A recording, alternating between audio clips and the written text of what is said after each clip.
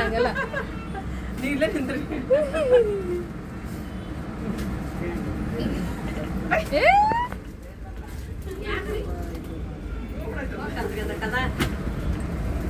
ಹೆಂಗ ಅದನ್ನು ಮುಚ್ಚಕತ್ತೈತಿ ಬ್ಯಾಡ ಬೇಡ ಅನ್ನಕತ್ತೆ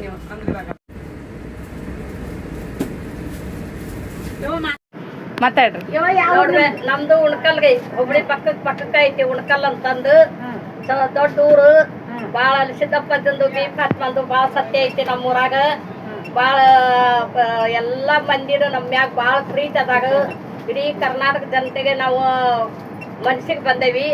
ಏನಂದ್ರ ಬಾಳ ಆರಾಮದಿದ್ದಾದೇವಿ. ನೀವು ಭೇಟಿಯಾಗಿದ್ ಬಾಳ ಸಂತೋಷ ಆಯ್ತು, ಬಾಳ ಖುಷಿ ಆಯ್ತು.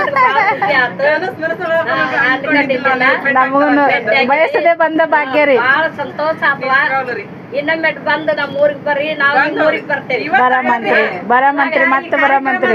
ಈ ಮದ್ವಿ ಕಾರ್ಯಕ್ರಮದ ಕೂಡಿವ್ರಿ. ಮತ್ತೊಂದ್ ಟೈಮ್ದಾಗ ನಮಗ ನಿಮ್ಗ ಭೇಟಿ ಯಾವಾಗ ಆಗತ್ತಾವ ವಯಸ್ಸವುಗಳು ನಾವು ಕೂಡ್ಬೇಕಾದ್ರ ದೊಡ್ಡ ಖುಷಿ ನೋಡ್ರಿ. ನಮ್ಗೆ ಯೂಟ್ಯೂಬರು ಬಹಳ ದೊಡ್ಡ ಯೂಟ್ಯೂಬ್ ದೊಡ್ಡದ ಸಣ್ಣದ ಮೇನ್ ಅಲ್ಲ, ದೊಡ್ಡದು ವಯಸ್ಸು ದೊಡ್ಡದು.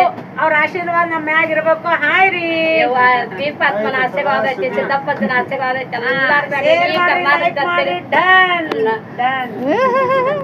ನಮಸ್ತೆ ಎಲ್ಲರಿಗೂ. ನಾನು ಮೊನ್ನೆ ಅಷ್ಟೇ ಊರಿಗೆ ಹೋಗಿದ್ದೀನಿ ರೀ. ಮತ್ತೆ ರಿಟರ್ನ್ ನಾಲ್ತೊಡಗೆ ಬಂದೀನಿ. ಯಾಕಪ್ಪ ಅಂದ್ರೆ ನಂದು ಒಂದು ಕೆಲಸದ ನಿಮಿತ್ತಕ್ಕೆ ನಾನು ನಾಲ್ತೊಡಗೆ ಬಂದು ಮತ್ತು ಬೇರೆ ಒಂದು ಊರಿಗೆ ಹೋಗಿದ್ದೀವಿ ಫ್ರೆಂಡ್ಸ. ನಮ್ಮ ಒಬ್ಬ ಭಾಳ ಪ್ರೀತಿಯಿಂದ ನಾನು ಕಾಣುವಂಥ ಒಬ್ಬರು ಯೂಟ್ಯೂಬರ್ ಸಿಸ್ಟರು.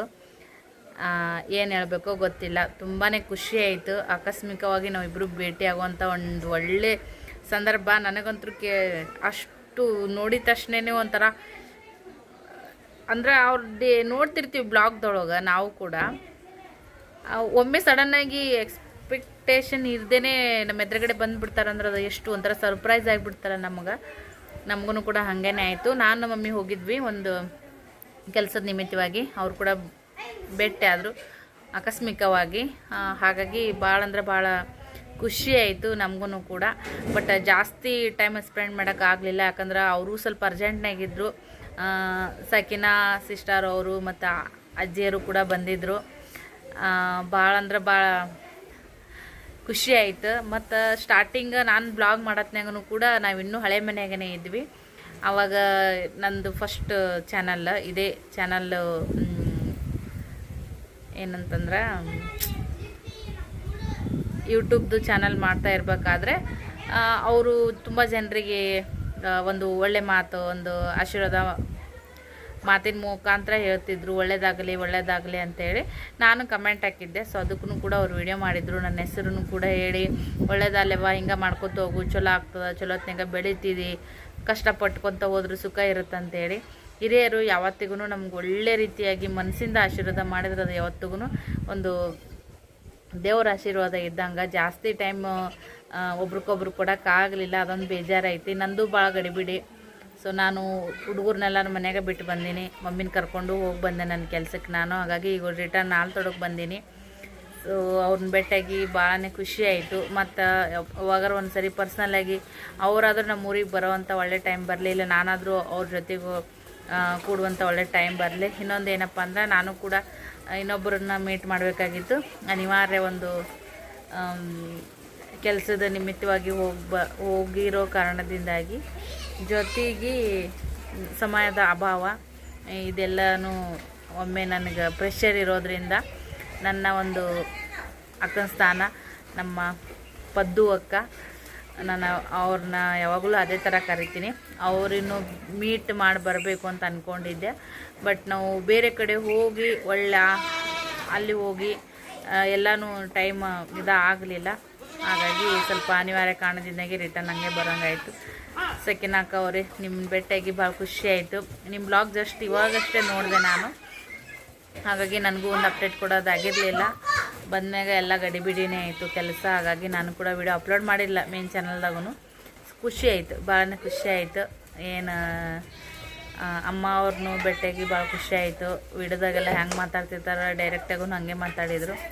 ನಮ್ಮವರು ಕೂಡ ಅಷ್ಟೇ ಯಾವುದೇ ಒಂದು ಜಾಸ್ತಿ ಆಡಂಬರನೂ ಇಲ್ಲ, ಏನಿಲ್ಲ. ಬ್ಲಾಗ್ದೊಳಗೆ ಯಾವ ಥರ ಸಿಂಪಲ್ ಆಗಿರ್ತಾರೆ, ಯಾವ ಥರ ಲವಲವಿಕೆಯಿಂದ ಇರ್ತಾರೆ ಅದೇ ಥರನೇ ಇದ್ದರು.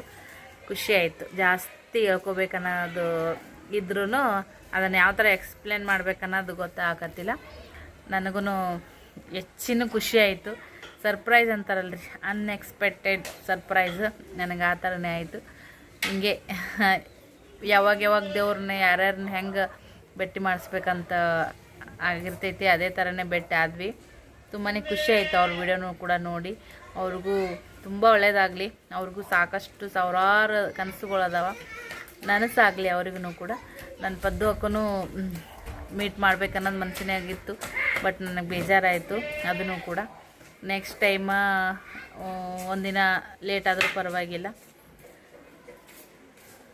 ಹಾಗಾಗಿ ಆವಾಗ ಪದ್ದು ಅಕ್ಕನ ಹೋಗಿ ಮಾತಾಡಿಸಿ ಬರಬೇಕು. ಅವ್ರಿಗೆ ಒಂಚೂರು ಹುಷಾರಿರಲಿಲ್ಲ ಅಂದ್ಕೊಳ್ತಿದ್ದೆ, ಬಟ್ ಆಗಿಲ್ಲ. ಫೋನ್ ಕಾಲ್ ಅಂತೂ ಯಾವಾಗ ಮಾಡ್ತಿರ್ತೀವಿ. ಜೀವನ ಹಿಂಗೆ ನೋಡ್ರಿ, ಹೊಟ್ಟಿಪಾಡು ನಮ್ಮನ್ನು ಎಲ್ಲೆಲ್ಲಿಗೂ ಕರ್ಕೊಂಡು ಹೋಗ್ತದ. ಒಳ್ಳೆ ನಾವು ನಮ್ಮ ಜಾಗಕ್ಕೆ ನಾವು ಬರಬೇಕು. ಈಗ ನಾಲ್ತೊಡಕ್ಕೆ ಬಂದೀನಿ, ಯಾವುದೇ ಆಗಲ್ಲಕ್ಕ. ನಾವು ಎಷ್ಟೇ ವಿಡಿಯೋದ ಮುಂದೆ ಧೈರ್ಯವಾಗಿ ಮಾತಾಡ್ತೀವಿ ಅಂತಂದ್ರೂ ಎಲ್ಲೋ ಹೋಗಿ ಒಂದು ಬೆರಿಕ್ತನ ಮಾಡಿ ಚಾಲಾಕ್ತನ ಮಾಡಿ ಅದನ್ನು ಮಾಡ್ಕೊಂಡು ಬರ್ತೀವಿ ಅನ್ನೋದು ಸ್ವಲ್ಪ ಕಡಿಮೆ. ಏನಿದ್ರು ಕ್ಯಾಮರಾದ ಮುಂದೆ ನಾವು ಇರೋದನ್ನೇ ನಾವು ಮಾತಾಡ್ತಿರ್ತೀವಿ. ಅದಕ್ಕೆ ನಮಗೇನು ಭಯ ಅಂತ ಅನ್ಸೋದಿಲ್ಲ. ಹೊರಗಡೆ ಹೋದ್ರೂ ನಾವು ಎಷ್ಟೇ ಕರೆಕ್ಟಾಗಿರ್ತೀವಿ ಅಂದ್ರೂ ಈಗಿನ ಒಂದು ಸಿಚುವೇಶನ್ನು ಒಬ್ಬೊಬ್ಬರು ಹೆಣ್ಮಕ್ಳು ಅಡ್ಡಾಡೋದನ್ನು ಮಾಡಬೇಕು. ಎಷ್ಟೋ ಜನ ಅಡ್ಡಾಡ್ತಾರೆ, ಎಲ್ಲ ಥರದ್ದು ಮಾಡ್ಕೊಂಡು ಬರ್ತಾರೆ. ಬಟ್ ಆ ಥರದ್ದು ನನಗೆ ಇನ್ನೂ ಹೆಚ್ಚಿನ ಧೈರ್ಯ ಬೇಕು. ಅವ್ವ ಬರ್ತಾರೆ, ಹಾಗಾಗಿ ನನಗೆ ಜಾಸ್ತಿ ಮಮ್ಮಿ ಸಪೋರ್ಟ್ ಐತಿ. ಆರ್ಥಿಕವಾಗಿಯೂ ಆಯಿತು, ಒಂದು ಮೆಂಟಲಿನೂ ಕೂಡ ಆಯಿತು, ಒಂದು ಸೋಷಿಯಲ್ ರೀತಿಯಿಂದನೂ ಕೂಡ ಆಯಿತು. ಹೆಣ್ಮಕ್ಳಿಗೆ ಯಾರಾದರೂ ಒಬ್ಬದು ಬಲು ಇರಬೇಕು, ಸಪೋರ್ಟ್ ಇರಬೇಕು. ಈ ಮದುವೆ ಆದ್ಮೇಗಿಂದ ಹೆಣ್ಮಕ್ಳ ಜೀವನ ನಾವು ಅಂದ್ಕೊಂಡಂಗೆ ಇರುತ್ತೋ ಇರಲ್ಲೋ ಗೊತ್ತಿಲ್ಲ. ನಮ್ಮ ಮಕ್ಕಳಿಗೆ ನಾವು ಜಾಸ್ತಿ ಧೈರ್ಯದಿಂದ ಇರೋದು ಕಲಿಸ್ಬೇಕು. ಏನೇ ಬಂದರೂ ಫೇಸ್ ಮಾಡುವಂಥ ತಾಳ್ಮೆ, ಆ ಶಕ್ತಿ ಮಕ್ಕಳಲ್ಲಿ ನಾವು ಈಗಿನ ಕಾಲದಾಗ ಬೆಳೆಸಲೇಬೇಕು. ಯಾಕಂದ್ರೆ ಆ ಥರದ್ದು ಬಂದಾಗ ನಮ್ಮಷ್ಟು ಧೈರ್ಯ ನಮ್ಮ ಮಕ್ಕಳು ಮಾಡ್ತಾರೋ ಮಾಡಲ್ವೋ ಗೊತ್ತಿಲ್ಲ. ಈಗ ನಮ್ಮ ತಾಯಿಯಷ್ಟು ಧೈರ್ಯ ನಮಗಿಲ್ಲ, ಆದ್ರೂ ನಾವು ಬೆಟರ್. ನಮ್ಮಂಗೆ ಮುಂದೆ ಮಕ್ಕಳು ಇರ್ತಾರೋ ಇಲ್ಲೋ ಗೊತ್ತಿಲ್ಲ. ಅವ್ರಿಗೆ ನಮ್ಮ ಥರದ್ದು ಬರೋದು ಬೇಡ ಸನ್ನಿವೇಶಗಳೆಲ್ಲ. ಅವ್ರಿಗೆ ಒಳ್ಳೇದಾಗಲಿ ಎಲ್ಲ ರೀತಿಯಿಂದನೂ, ಅದು ಒಂಥರ ಆಸೆ ಇದೇ ಇರ್ತೈತಿ. ಆದ್ರೂ ಎಷ್ಟೋ ವಿಷಯದೊಳಗೆ ನಾವು ಗಟ್ಟಿಯಾಗಿರಲೇಬೇಕು. ನಾವು ಗಟ್ಟಿಯಾಗಿದ್ರೇ ದೇವ್ರು ಭೇಟಿ ಆಗೋದು. ಎಲ್ಲರಿಗೂ ಹೆಣ್ಮಕ್ಳಿಗೆ ಜಾಸ್ತಿ ಕಷ್ಟಪಡೋರಿಗೆ ಒಳ್ಳೇದಾಗಲಿ. ಅವ್ರು ಏನೇನು ಕನಸುಗಳು ಅಂದ್ಕೊಂಡಿರ್ತಾರೋ ಅದೆಲ್ಲನೂ ಕೂಡ ನನಸಾಗಲಿ. ತುಂಬ ಸ್ಟ್ರಗಲ್ ಮಾಡೋರಿಗೇನೆ ತುಂಬಾ ಪರೀಕ್ಷೆಗಳು ಬಂದುಬಿಡ್ತಾವೆ.